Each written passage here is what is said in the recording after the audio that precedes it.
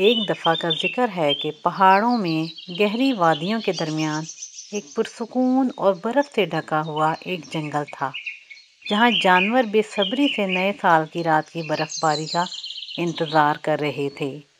یہ جنگل ہمیشہ سے ایک جادوئی جگہ تھی، جہاں برف کے ذرے ذرے میں جادو چھپا ہوا تھا۔ لیکن اس سال کی برف باری میں کچھ خاص بات تھی۔ جانوروں نے نئے سال کی برف باری کے بارے میں مختلف کہانیاں سن رکھی تھیں۔ انہیں پتا تھا کہ یہ برف باری معمولی برف باری نہیں ہوتی، بلکہ یہ وہ وقت ہوتا ہے جب سب کی خواہشات پوری ہوتی ہیں، وہ خواہشات جو آپ کی امیدوں سے بھری ہوتی ہیں۔ برف کے ذرات آپ کی خواہش کو آسمان کی طرف لے جاتے ہیں، جس سے آپ کی خواہش پوری ہو جاتی ہے۔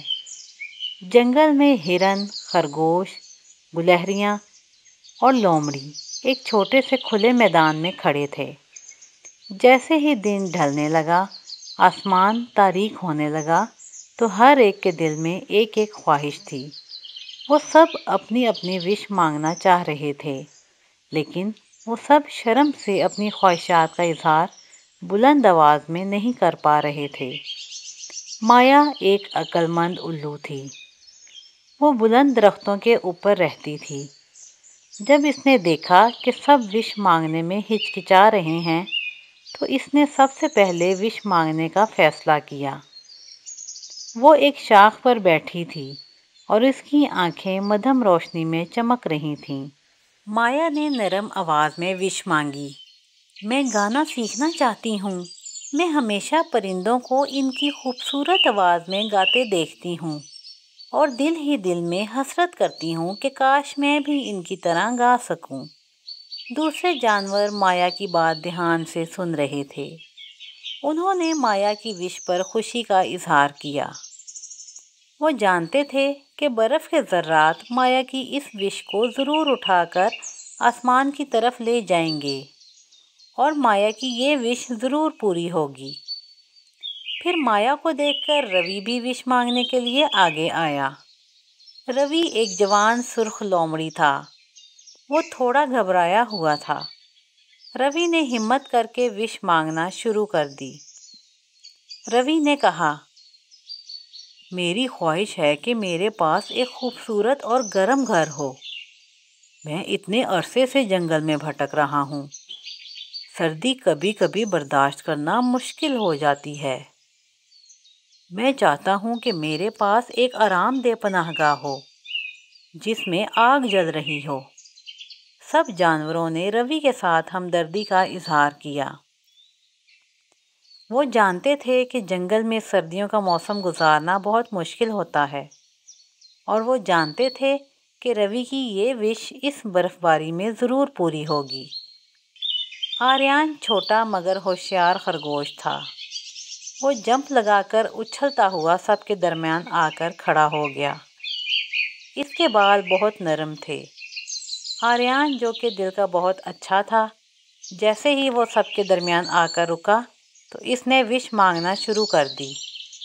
آریان نے کہا، میں چاہتا ہوں کہ میرے سب دوست کبھی بھی مجھ سے جدا نہ ہوں۔ اس کے لمبے کان وش مانگتے وقت فکر مندی سے جھک گئے تھے۔ اس نے کہا کہ میں چاہتا ہوں کہ ہم سب مل جل کر رہیں اور کھیلیں۔ اس کی یہ خواہش ہمدردی سے بھری ہوئی تھی۔ باقی سب جانوروں نے مسکرا کر آریان کی طرف دیکھا۔ وہ جانتے تھے کہ آریان ان سب سے کتنا پیار کرتا ہے۔ آخر میں ویر بھی ان سب کو دیکھ کر آگے بڑھا۔ ویر ایک نرم دل ہرن تھا، جو جنگل میں سب سے زیادہ وقت گزار چکا تھا۔ ویر ہمیشہ چپ رہتا تھا اور بات کرنے کی بجائے دیکھنا اور سننا پسند کرتا تھا۔ اس نے نرم آواز میں وش کی کہ میں چاہتا ہوں کہ جنگل میں ہمیشہ امن قائم رہے۔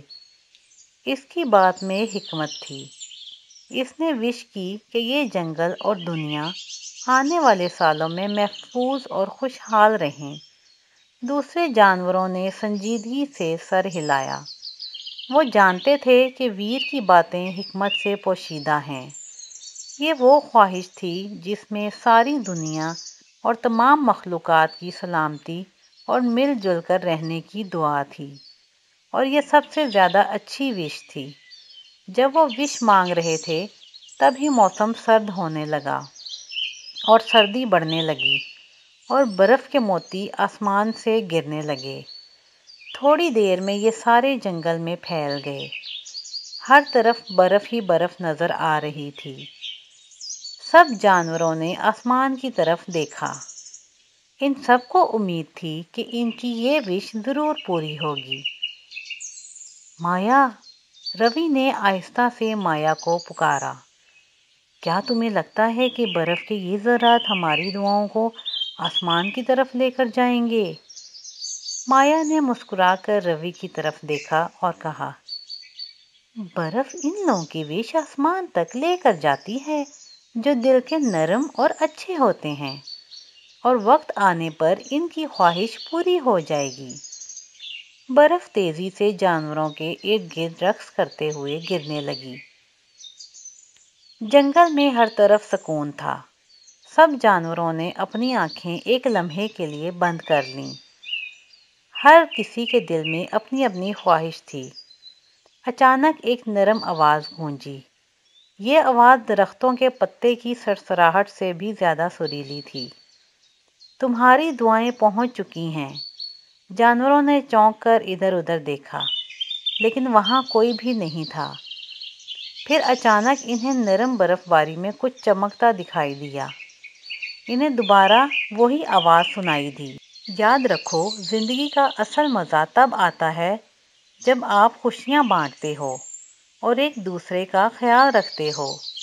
پھر جیسے ہی آواز آئی تھی ویسے ہی تیزی سے غائب ہو گئی۔ سب جانور کھڑے کے کھڑے رہ گئے۔ سب اس بات پر غور کر رہے تھے جو انہیں برف کی چمک میں سنائی دی تھی۔ وہ سب سمجھ گئے تھے کہ خواہشات یا کوئی وش کرنا برا نہیں ہے، یہ تو زندگی گزارنے کا ایک ذریعہ ہے، لیکن اصل زندگی کا جادوئی رنگ دیکھنا ہے تو انہیں آپس میں مل کر رہنا ہوگا۔ ہر کسی کی خواہش کی قدر کرنی ہوگی، سب میں پیار بانٹنا ہوگا۔ اس رات برف گرتی رہی اور پورے جنگل کو اس نے ڈھانپ دیا۔ ہر طرف خاموشی چھا گئی تھی۔ سب جانور آہستہ آہستہ برف باری کا مزہ لے رہے تھے۔ وہ سب مطمئن تھے کہ ان کی وشز آسمان تک پہنچ گئی ہیں۔ وہ سب آپس میں خوشیاں بانٹ رہے تھے اور ایک دوسرے کو کہانیاں سنا رہے تھے۔ انہوں نے نئے سال کی اس برف باری کو خوب انجوائے کیا۔ اس کے بعد ہر سال وہ اس برف باری کو یاد کرتے تھے جس نے ان کی زندگیوں کو بدل دیا تھا، مل جل کر رہنا سکھایا، ایک دوسرے کے ساتھ پیار بانٹنا سکھایا۔ جو کبھی ایک دوسرے سے لڑتے تھے اور آپس میں باتیں شیئر کرنے سے گھبراتے تھے، وہ اب ایک دوسرے کے اچھے دوست بن چکے تھے۔